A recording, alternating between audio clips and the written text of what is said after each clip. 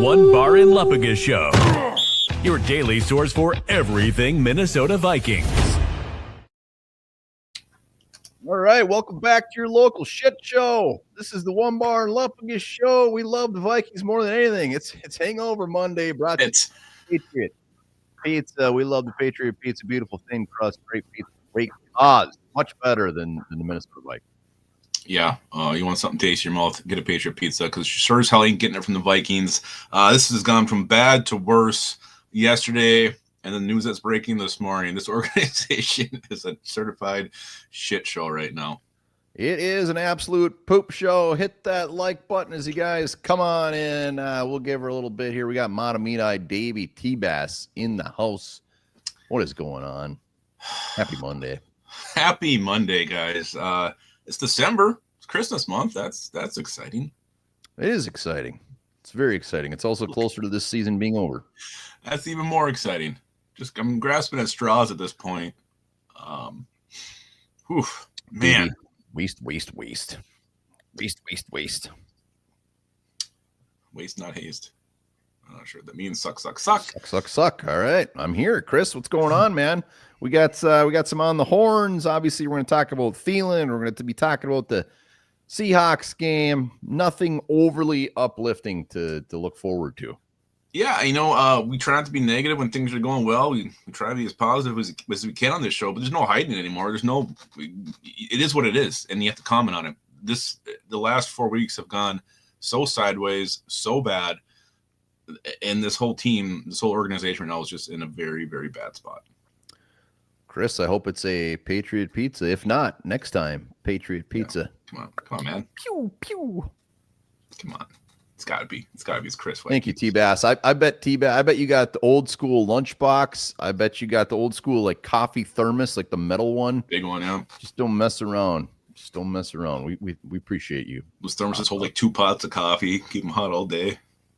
Make clear line with lead. Hot, cold, you don't matter. He's drinking coffee. We are suckers. Hit the like button as you come on in, guys. It's hard not to like we always love the Vikings. We may not like them right now, but we love them. Love-hate relationship. 5 likes so far. Come on. 5 likes. My God, 5. Chad me. Yeah, T-Bass drinks coffee all day long. Yeah, I don't. A little whiskey in there. He has a cup of coffee at his nightstand when he goes to bed instead of water. Well, let's do it. Let's talk some damn Vikings. Let's start. Yeah, nobody wants to. Let's start the biggest news. Vikings waive Adam Thielen this morning. Sounds like he asked for it. Vikings were fine with it. And if anybody was wavering on Kwesi, whether to keep him or not, I think this might be the final nail in the coffin. Just what he gave up to get him, how he was used, and now he's gone here on December 1st. To say how, yeah. So anybody who hasn't seen it, he requested this last week. Obviously shows why he was a healthy scratch. That answers that question. And this is going to be his last season. He said he wants to go to a contender. So Adam Thielen, wish you well. Hope you go get whatever. I really hope that Adam Thielen wasn't part. Like, come on, guys, trade for me. Come on, man, give up. I'm worth it. And then all of a sudden do this. But you can't blame him, man. You can't blame him. The Vikings did right by him. They released him. They don't care.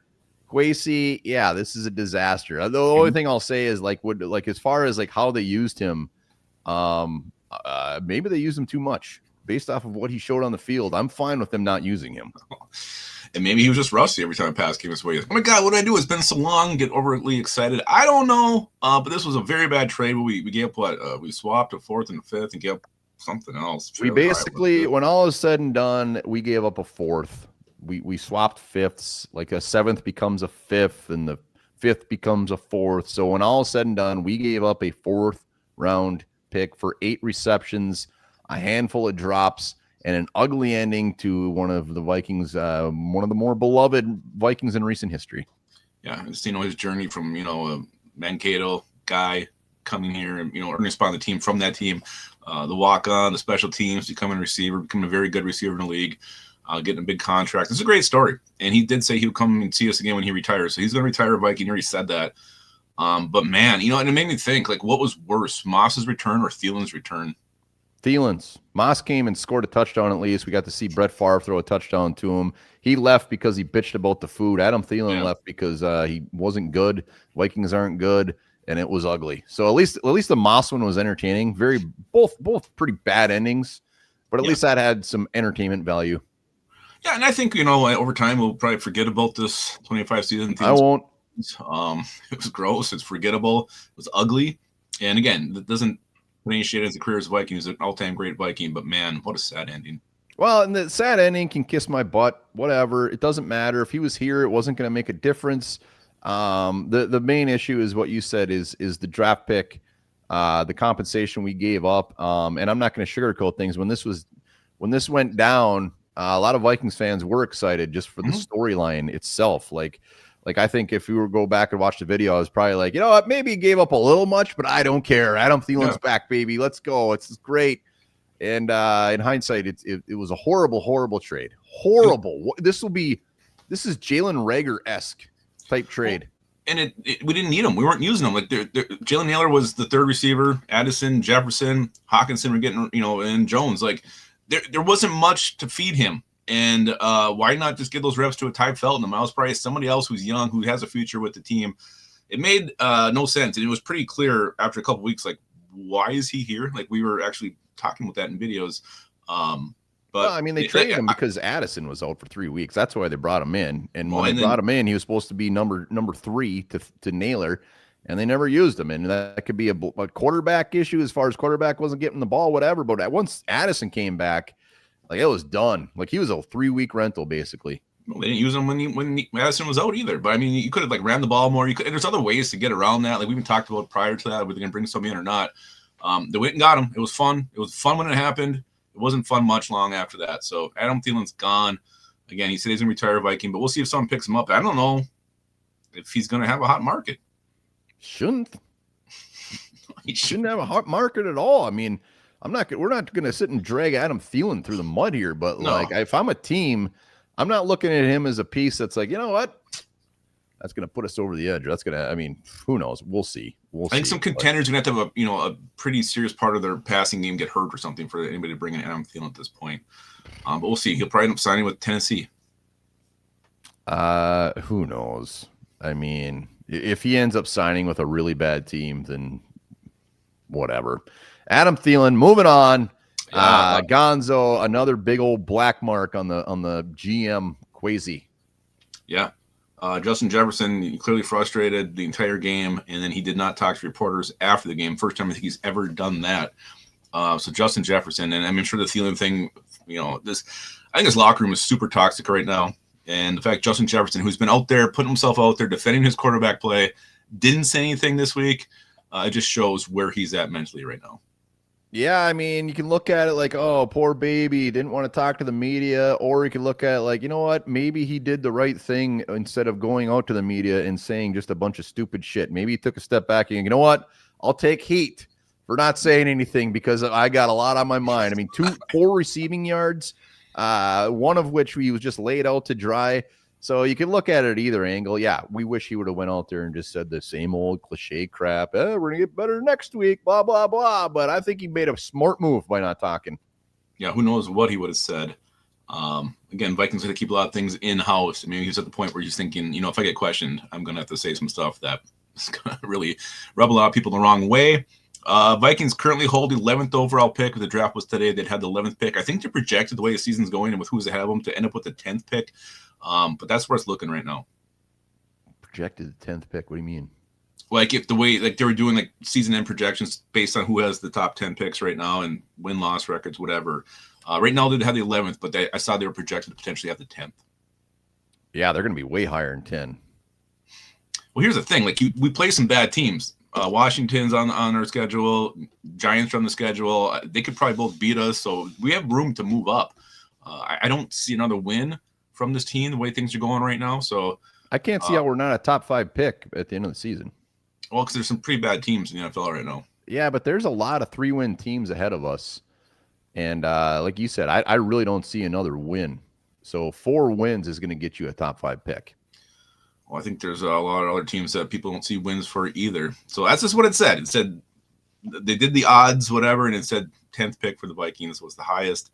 Jonathan Grenard, we kind of questioned in the pregame show yesterday, was he going to be on a pitch count? Apparently he was. He only played 14 snaps yesterday, but still played pretty well in those 14 snaps.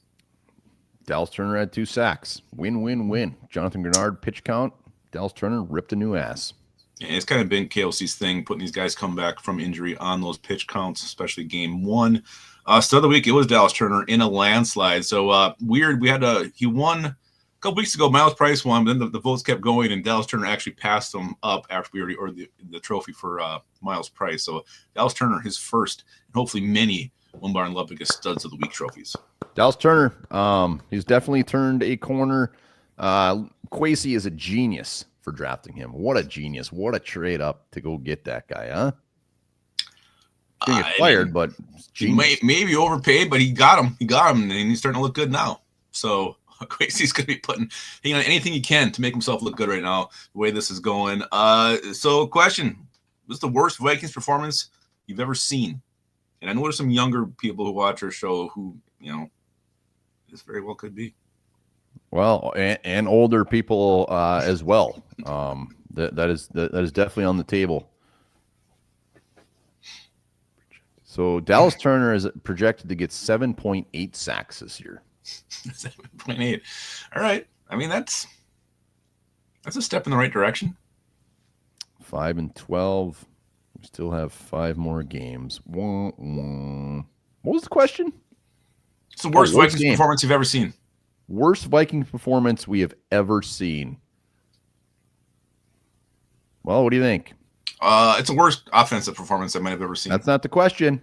No, because the defense was good. So overall team effort, it's not the worst I've ever seen. I feel like there's been seasons where in some games where both sides of the ball are just completely dog shit.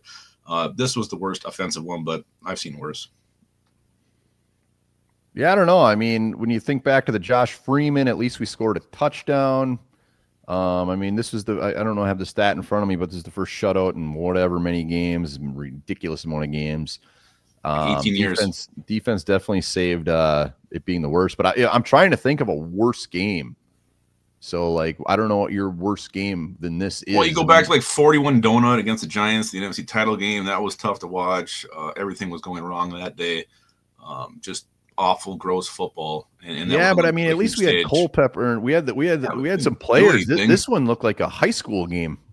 Like that's. But again, the thing that's not the worst for me is because the defense played so well. Like you can't have one side of the ball play like that, keep this thing going for as long as they did, and say it's the worst ever. Like there's been games where both sides are just horrible.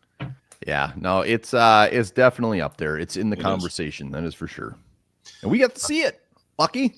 Yeah, I just saw in the comments there's 5 more games left. So how about some reasons why should we watch these last few games? What is there to get excited about with these Minnesota Vikings these last 5 games? Yeah, 5 games, and you know what? They're not going to be overly easy. Washington just took. I mean, we went in the overtime with the Broncos with Marcus Mariota. Giants aren't. Giants are a up and down team, and then we got the Packers, Lions, and Cowboys. So it could be a gross 5 games. Yeah, and the Giants aren't a good team, but they're a fun bad team. Like they score points. Like these games are exciting. Their quarterback's got a ton of energy. Whether it's him or Jameis Winston out there. I mean. I would rather be an exciting bad team than just a gross bad team. Yeah, this team is painful. It's embarrassing. It's cringy. It's every other word you can think of. There is nothing that, aside from Dallas Turner showing a few flashes, there's nothing that you're like, we can build on this. This is great. Yeah, I mean, Montemita wants to watch him grow. Like get taller? No, but yeah, I mean, you hope for JJ McCarthy's progress. You hope he shows something these last 5 games that you can hang your hat on and build and be excited for going into 2026. So definitely watching him is something and hoping that we see something. But I think Dallas Turner is the big shiny one, the exciting one. I'm excited to keep watching Eric Wilson play the way he's been playing this year. It's been fun as hell to see him have this resurgence. Will Reichard kicking field goals. I mean, that's exciting. And that's where we're at with this. There's reasons to watch and reasons to hope for certain things. As far as winning games, that ain't one of them. Yeah, reasons to watch are just basically like if you're still watching at this point, which many people are, it's just because you love the Vikings. That's it. I don't give a shit about Will Reichard kicking field goals. I know he's going to make them. I'm not going to get excited about that. I'd get excited about if Ty Felton was all of a sudden altered, great. the thought of J.J. McCarthy showing some improvement, yeah, it sounds great. It ain't going to happen. There's no reason to believe why that should happen right now. There's zero reason to believe that should happen. It would be wonderful if it did. But it would be wonderful. It's a reason to watch if it did happen. Well, yeah, I mean, it's just, as of now, the reason to watch is to get this season over, start doing some mock drafts, and hopefully see some sort of little glimmers throughout. But there's no reason to think that it is. I mean, man, the way this is going, we said there's some heads are gonna roll this offseason. I mean, every damn head could roll this offseason. Yeah, I mean, this, like we had said earlier, you know, KLC be fired. Like if the locker room, we lose the locker room, loses this team, and it's at the point now where things are just getting so bad. Like we're starting to trend that way. Like things have just fallen apart, and this looks like a situation where both the GM and the quarterback and the head coach get let go. So will it happen? I'm not sure. I think there's one man standing. If there is a mass exodus of coaches because of the ownership, I have a feeling KOC is going to still be standing at the end of that. I don't know. The fun stat on old Twitter today is basically, look, Brad Childress went to the NFC Championship game in 2009. Dude was gone the next year. So like, Wilfs aren't scared to say goodbye. This did not work. I mean, and they signed Childress that year to an extension, exact same scenario. So Wilfs don't F around. They're getting older. They're spending a lot of money. They have no problem throwing some cheddar at someone and say, get the hell out of here. We're done with you. Get out of here. You've done enough. Still reeks of what you did. Yeah. Yes. Just to answer this one, very different. Yeah. Very different, very more rebuild-esque. I think the whole competitive rebuild term can get thrown in the trash. I think it's going to be butt naked. Yeah, and the sad thing is there's not a lot of pieces we can feel confident building around right now with the current roster. Not Adam Thielen and not a fourth-round pick. I'll miss that fourth-round pick.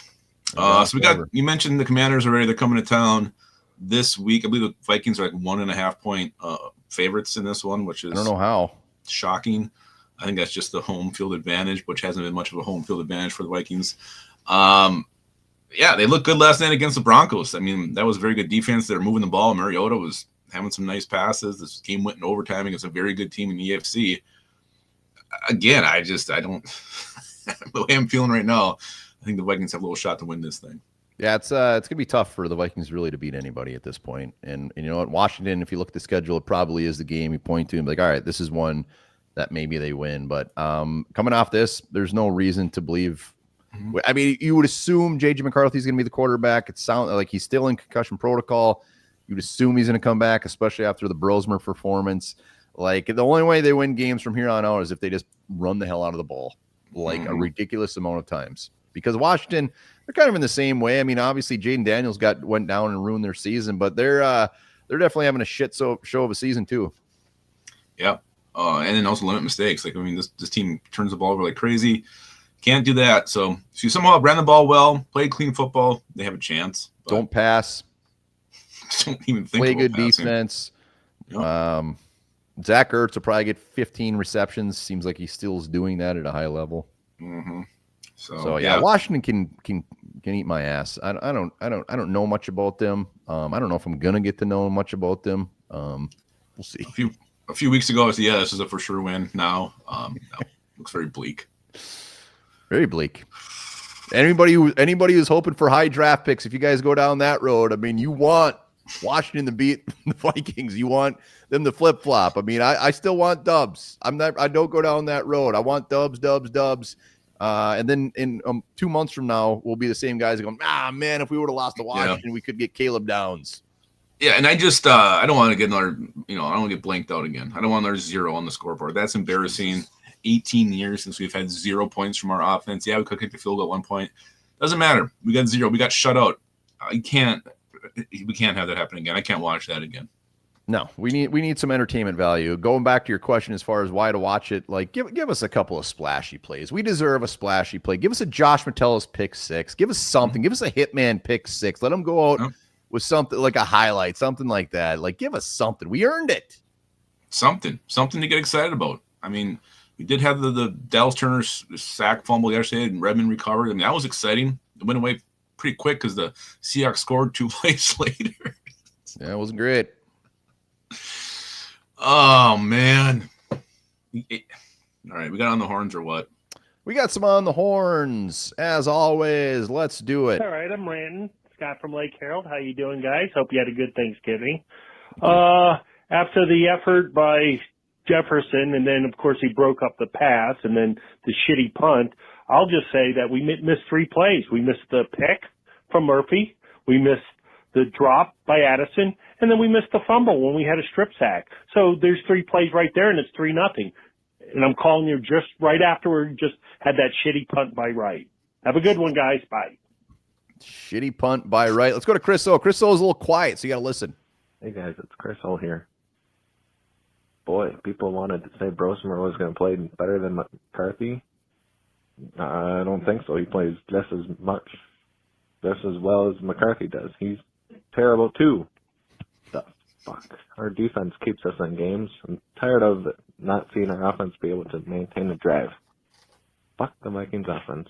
Fuck Brosmer. And fuck McCarthy. We have no quarterback. Which sucks. Go Vikings. Go Vikings at the end. I think he was in a library.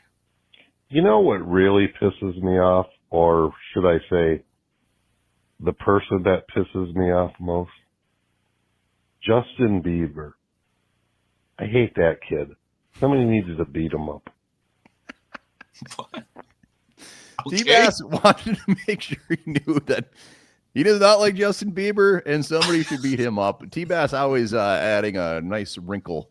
Gives us a little, There you go. Hey, good morning, guys. This is Davey OG here. Well, just when you think things couldn't get any worse, they actually did. I think Brian Flores and the defense were outstanding yesterday, and they were the only true measure of what the heart of this team is. And as far as the offense goes, I think it's time for KOC to go. He put Max Brosmer in a very bad situation. How on 4th and 1 do you have a guy roll out and then get a sack and then throw an errant pick 6? I'm sorry, that's more on KOC than it was on Brosner.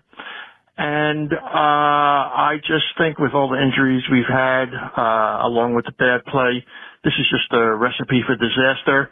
So at the end of the season, it's obvious that Kwesi and KOC have to go. And if somebody has to be fired this morning, it should be KOC, and he should be replaced with Brian Flores. And at the end of the season, Brian Flores should be made the full-time head coach. Skull.